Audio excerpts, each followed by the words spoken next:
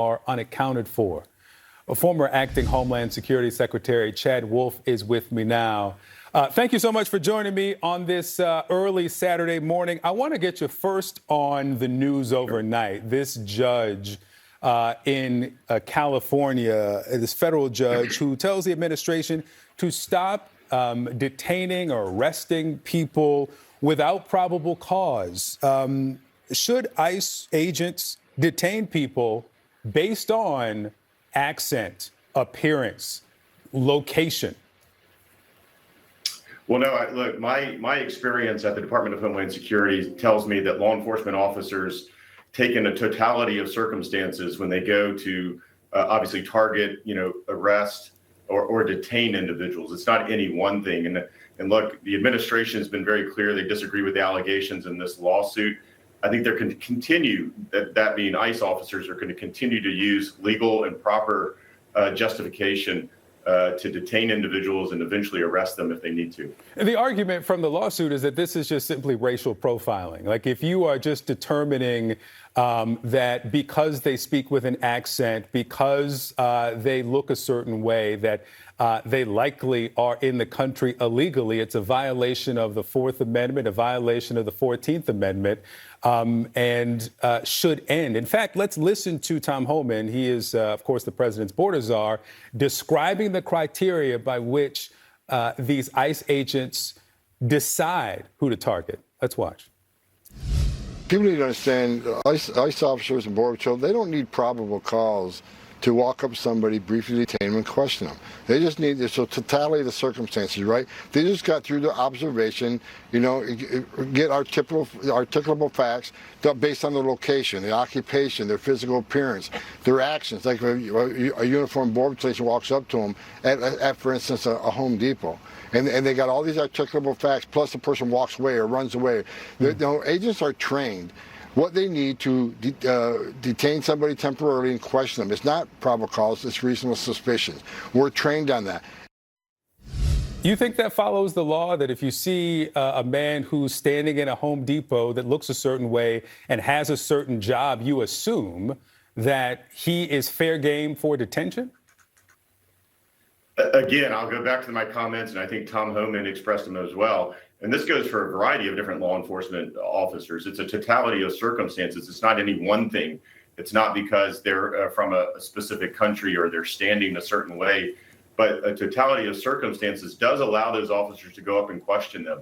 And I think that's what the department is saying, is they'll continue to use, the proper legal justification to do that. I understand the allegations in that lawsuit, and let's be very clear about all of these different lawsuits, whether they're filed in California or anywhere else around the country. The idea here is to stop the Trump administration from enforcing the law, detaining and arresting individuals and eventually removing them. That's what these lawsuits are designed to do, and I think the administration has been very clear that is not going to deter them from enforcing immigration law. Well, those who filed the lawsuit say that the point of the lawsuit is to stop the administration from violating the constitutional rights of those who are taken into custody unjustly. But that's their argument. Let me move on to a different question here.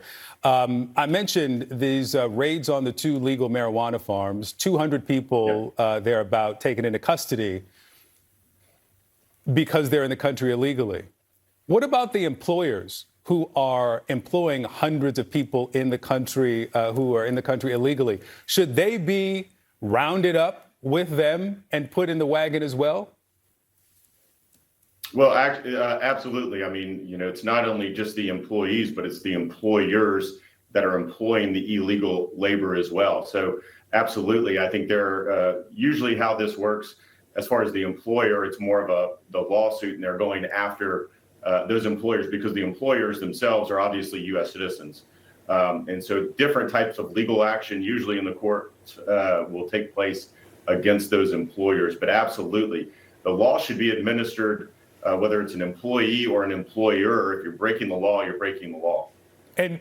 But is it happening? Right? A case here or there can be punished with a fine. But if you have a patterns and practice, as the law allows, of several hundred people that warrants the type of spectacle that we saw in California, is that not a more serious case that you believe deserves some criminal consequence? Absolutely. But what we do know is that to build that case against these employers to show sort of a pattern, as you indicated, does take a little time. So usually what you see is you see some arrests made there at the work site initially, and then that case against that employer to follow after the Department of Justice and others start to build that case. Usually from what they find during that enforcement operation. Yeah. So I would say let's see and wait and see if we see some enforcement action against the employer. Listen, I'm getting a wrap from the control room, but I have one more question as it relates to Texas. 129 people at least are dead. Even more are missing. Homes, businesses gone.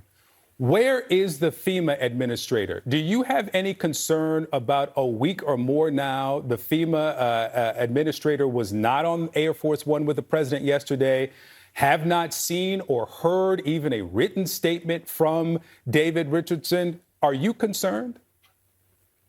I'm not concerned about that because the real work at FEMA happens in the regions. So the region that takes care of Texas there and others, they're the folks that are on site there. They're the folks that are actually doing the work. So the head of FEMA is important, no doubt. But from a statement or having him on the ground there, he's not going to determine the work of FEMA. The professionals of FEMA, they're in the state of Texas, will do that work. Well, the president saw fit to go yesterday, and about a dozen members of Congress, his administration, saw it was fit to go. The administrator of FEMA, no indication he's been there, said anything since the flood. Chad Wolf, good to have you on a Saturday morning. Thank you. Community.